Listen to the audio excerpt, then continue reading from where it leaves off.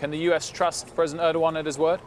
Look, America cannot outsource its national security. The problem with what President Erdogan is saying, or for that matter, what President Trump is saying, is that there are interests that go beyond just what America is trying to achieve there. Turkey obviously has a long-standing conflict with the Kurds. The president's talked about Saudi Arabia, other Gulf nations coming in and essentially doing our dirty work. And at the end of the day, it is going to create more problems for us and not get us a safer or more stable Middle East. In terms of the likelihood that the U.S. will achieve its aim here, where do we stand on that particular topic of stability in the region and getting other Western allies to back their position? Well, I think what we have seen throughout the first 2 years of the Trump presidency has been a mix of negligence, naivete, and this has really shaken the confidence of a lot of our allies in the region and around the world.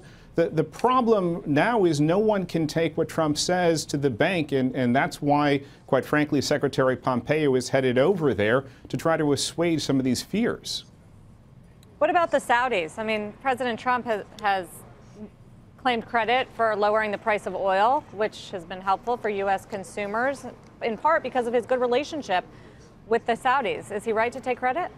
Unfortunately, he seems to have put U.S.-Saudi relations in a state of imbalance. Unfortunately, he seems focused very much on a few economic issues and not on the broader relationship, which is what has created a lot of these problems, whether it's with Jamal Khashoggi, the other adventures or misadventures in Yemen and elsewhere in the world. We need to reprioritize our relationship and create the kind of stability, the kind of structure that we used to have. Brett, in terms of China, do you think that we're making progress on that front? And do you think it's a standalone trade issue or linked to other geopolitical concerns across the region? I was speaking at a trade event in Shanghai just a few weeks ago. I think folks there are cautiously optimistic. They see Trump ultimately as a deal maker, somebody who may talk tough, but at the end of the day, as was the case with NAFTA, with the EU, he's able to strike a deal, and I think the Chinese are pretty clear-eyed about that and going in with cautious optimism. And finally, on the sort of geopolitical picture for Europe in the year ahead, do you think that risk is overestimated or underestimated at the moment by people in the U.S.?